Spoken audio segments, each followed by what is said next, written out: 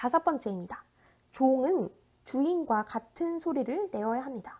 그런데 전하고 가르치라고 하니까 분반 공부할 때 각 반들을 다녀보면 전부 다 제각각입니다. 어떤 선생님은 안부 묻고 수다만 떨다가 끝내시는 분도 계시고, 어떤 선생님은 자신이 학교에서 과학교사라고 물리학 이야기만 주구장창 하시는 분도 계시고, 어떤 선생님은 성경을 가르치긴 하는데 아이들은 듣지도 않고 혼자만 열강을 하시는 분도 계시고 그런데요. 교사는 성경이 말씀하시게 해야 합니다. 성경이 말하지 않으면 누군가는 말을 하게 되어 있고 결국 사람의 말이 나오게 되며 자기 생각대로 가르치게 됩니다. 그래서 잘 가르치는 자의 동의어는 잘 듣는 자입니다. 주님께서도 스스로 생각하신 것을 전하시지 않고 들은 것을 전하셨습니다. 요한복음 8장 38절 말씀입니다. 나는 내 아버지에게서 본 것을 말하고 너희는 너희 아비에게서 들은 것을 행하느니라. 이 말씀을 마음에 새겨주세요. 우리 여섯 번째, 무엇을 주시든지 그 말을 하라. 우리가 정말 하나님의 말씀을 사모하고 배우고 또 그것을 아이들에게 가르치고자 하면 하나님께서 우리에게 말씀을 주실 것입니다. 주시는 그 말씀을 아이들에게 전하면 너무 쉽습니다. 성경 교육이 어려운 이유는 성경 얘기가 아니라 자꾸 내 얘기, 내 생각을 얘기하려고 하기 때문입니다. 일곱 번째입니다. 부서 담당 교역자에게 부지런히 배우는 교사. 그러나 성경 교육이 쉽다고 해서 그저 그냥 되는 것은 아닙니다. 부지런히 말씀을 배워야 하는데 어디 다른 데 가서 배우지 마시고 부서 담당 교역자에게 찾아가서 부지런히 배우세요. 귀찮게 해야 합니다. 자꾸 가르쳐달라고 졸라야 합니다. 말씀을 배우고자 하는 사람에게 아무리 바쁘다고 매몰차게 거절할 교역자는 없을 것입니다. 여덟 번째, 말씀과 늘 동행하는 교사입니다. 교육부 교사라면 성경 mp3 파일은 무조건 갖고 계셔야 합니다. 저는 오늘도 이렇게 집안일을 하면서 말씀을 들었습니다. 여러분들에게 그저 자랑하려고 이렇게 이야기하는 것이 아니라 이때뿐만이 아니라 설거지를 할 때도 빨래를 할 때도 사역하다가 눈 감고 잠시 쉴 때에도 누웠는데 잠이 안 올 때에도 언제나 이 성경 mp3 낭독 파일을 듣습니다. 버스를 타거나 걷거나 언제든지 이 말씀을 가까이 하는 습관을 들일 필요가 있습니다. 2020년도 총회표어가 말씀으로 새롭게 되는 교회입니다. 또 교회학교 표어는 복음으로 힘차게 말씀으로 새롭게입니다. 결국 핵심은 말씀에 기초하고 있는데 이것이 그저 표어로만 머물면 아무런 힘도 능력도 나타나지 않습니다. 결국은 실천해야 합니다. 말씀에 대한 열정으로 2020년도 뜨거워지는 한 해가 되었으면 하는 소망이 있습니다. 이를 위해서 함께 기도하겠습니다. 그리고 이 일에 여러분이 앞장설 수 있기를 기대합니다. 그 사명이 지금 이곳에 함께하는 우리 선생님들께 달려 있습니다. 부지런히 읽으시고 들으시고 배우시면서 교사로서의 사역이 더욱 보람된 2020년도가 되기를 소망합니다. 그럼 잠깐 쉬었다가 우리 그 다음에는 교회학교 사역에 대한 실전편으로 다시 시작하겠습니다. 실전편입니다. 이번에는 부흥하는 교육 목회에 대해서 나누어 보고자 합니다. 첫 번째로는 교육부서가 부흥하고 있는 교회들의 사례와 전략에 대해서 나누어 보고자 합니다.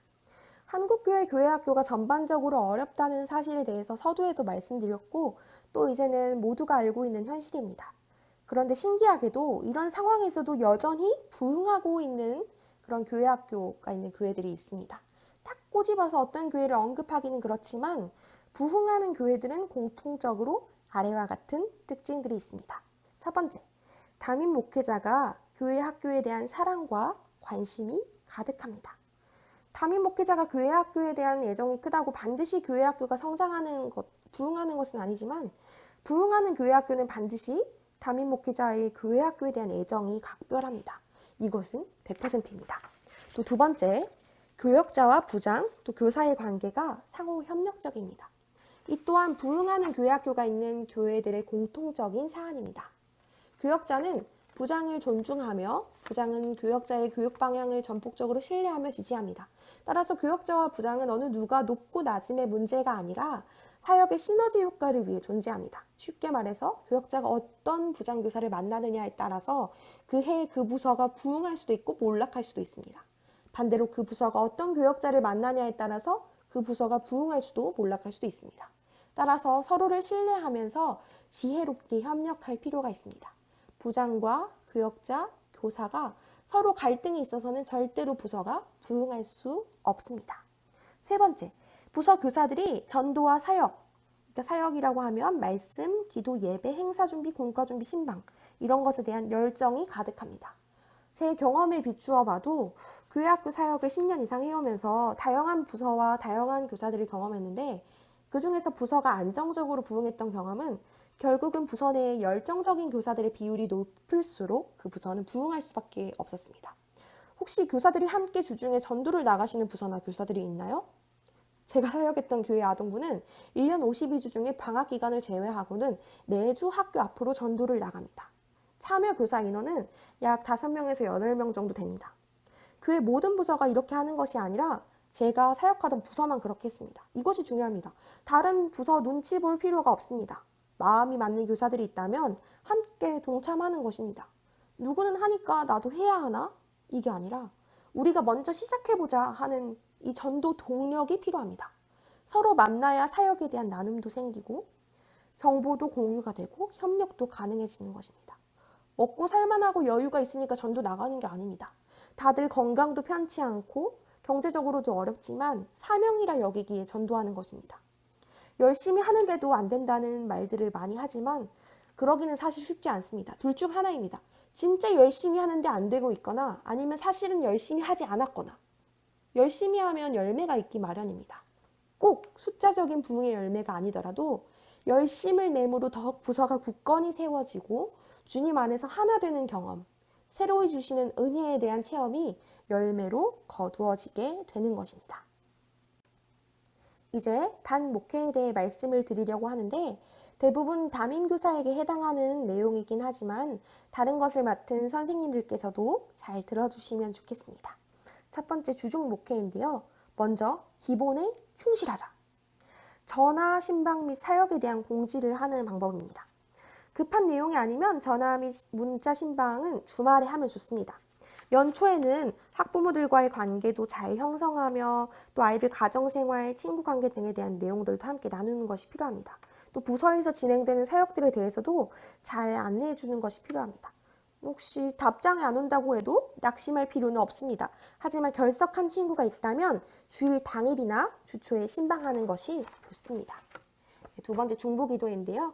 신방을 통해 파악한 내용들을 토대로 맡은 아이들을 위해 중보기도하는 시간을 가지시면 좋겠습니다. 세 번째 말씀 묵상 및 공과 준비입니다.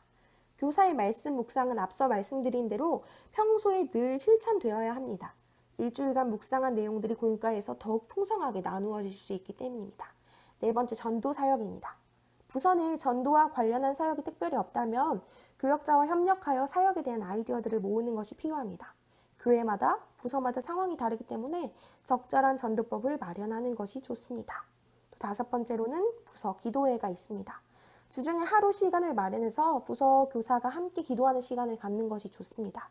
기도는 마음을 모아 하나님께 공동체가 함께 나아가는 그런 원동력이 됩니다. 가능하면 교역자가 인도하고 교역자가 어려운 시에는 부장 선생님이 인도하는 것도 가능합니다. 이번에는 주일 목회 팁을 나누어 볼 텐데요. 교회에 나오는 친구들, 교회에 출석하여 예배 드리는 어린이들에게는 가장 따뜻한 미소로 맞아주면서 가능한 친구들에게 포옹이나 또 쓰다듬어 주거나 어깨를 두드려주는 격려를 해주고 잘 왔다고 기쁘게 맞아줍니다. 한 주간 부모님과 나눈 신방 내용들을 토대로 아이의 상태를 살피고 중요한 문제들이 있을 시에는 반드시 교역자에게 기도 요청을 합니다. 두 번째 주일 공과 내용에 관해서 이야기를 할 텐데요. 첫 번째로는 교역자의 설교 본문이 공과와 같을 때입니다. 공과 내용에 대해 너무 주입해서 가르치려 하지 마시고 반 아이들이 자유롭게 질문을 주고받을 수 있는 토론 분위기를 만들어가는 것도 좋습니다. 또 설교 본문이 공과와 다를 때는 충분히 공과의 내용이 전해지도록 성경을 중심으로 지도해 주시면 되겠습니다. 세 번째 이제 교육활동에 대해서 나누어 볼 텐데요. 찬양대, 찬양팀, 말씀 암송, 또 기타 교회 행사 등의 아이들이 적극 참여할 수 있도록 권면을 해주세요. 결국 열심히 있는 아이가 좋은 모범이 되고 예배 태도도 좋고 그 반이 더욱 부흥하기 마련입니다.